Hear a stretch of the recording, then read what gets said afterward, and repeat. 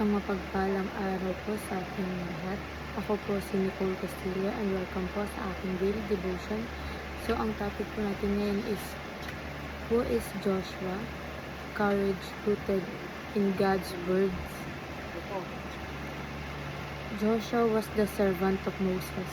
He first appears as a young helper and soldier. He stayed near the tent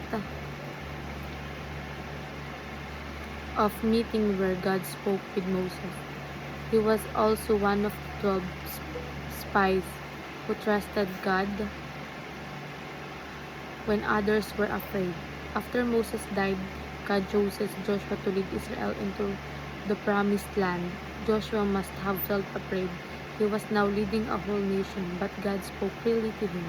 Be strong and courageous, for the Lord, your God, is with you wherever you go. God did not tell Joshua to be brave because he was strong. God told him to be brave because God would be with him. God also told him to keep the book of the law on his lips and his heart.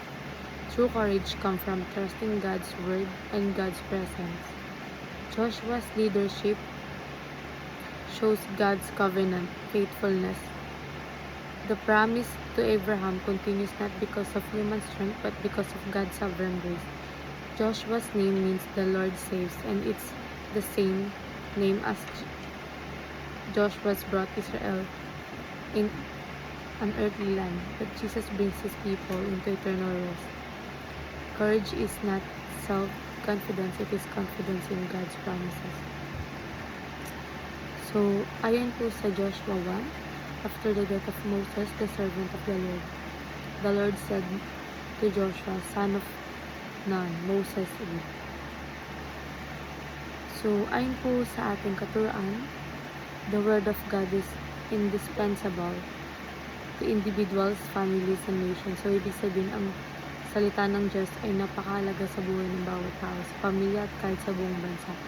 Kung ang buhay natin ay nakabase sa Word of God, nagkakaroon tayo ng tamang direction, values, at moral foundation.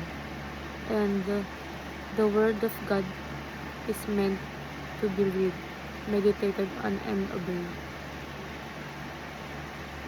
Hindi lang sapat na basahin ng Bible, kailangan na rin itong pag-isipan at higit sa lahat sa buhay.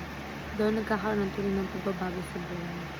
And the Word of God guides individuals and nations towards prosperity and success. So, kapag sinusunod ang principle ng Bible, nagkakaroon ng wisdom, discipline, at righteousness. Ito ang nagdadala ng tunay na prosperity at success, hindi lang material, kundi spiritual, emotional, and relational na blessing. In sa applications naman, read the Bible, meditate on it, and apply its principle. And next is apply the Bible's principle to your family, school, and workplace. And pray for the advancement of gospel and the prosperity of our nation. And dahil lang po, maraming salamat.